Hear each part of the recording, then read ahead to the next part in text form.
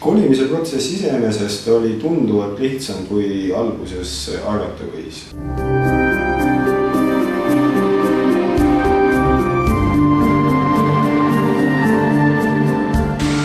Linnavalitsuse uue büroohoone renoveerimisega alustati 2006. aastal.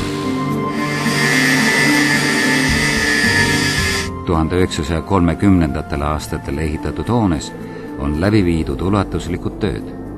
5127 ruutmeetrisel pinnal on välja ehitatud 137 tööruumi.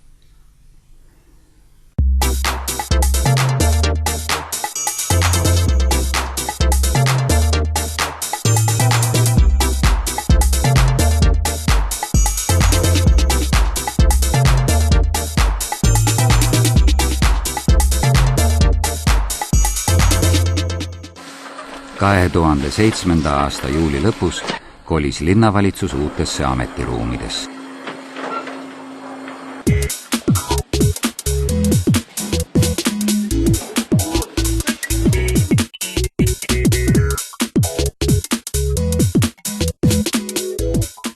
Meie oleme küll oma ruumidega rahul, sest nad on suuremad, paremad, ilusamad, valgemad.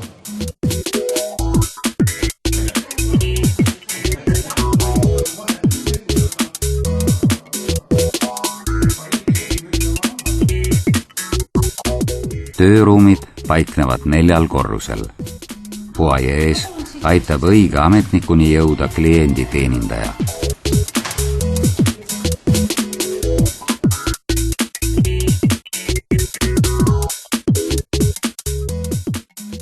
Kõik on ühes kohas koos. Ja ilmselgelt on ka see linnakodaniku inimestega jaoks kõigi jaoks parem, et ühes kohas saab kõik mured lahendada. Kes on linnavalitsuses kõige informeeritum?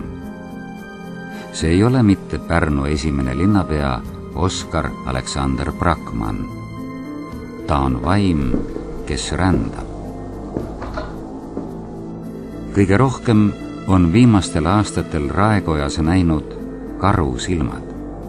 See karu istus Raekojas vaikiva tunnistajana linnapea toa diivanil aastaid.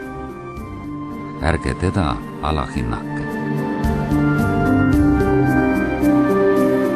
Aga me ei saa ära unustada, et tegemist on omaaegse polikliiniku ruumidega, kus ka päevakirurgiga tegeldi, nii et eks ootame. Siin peaks olema selles suhtes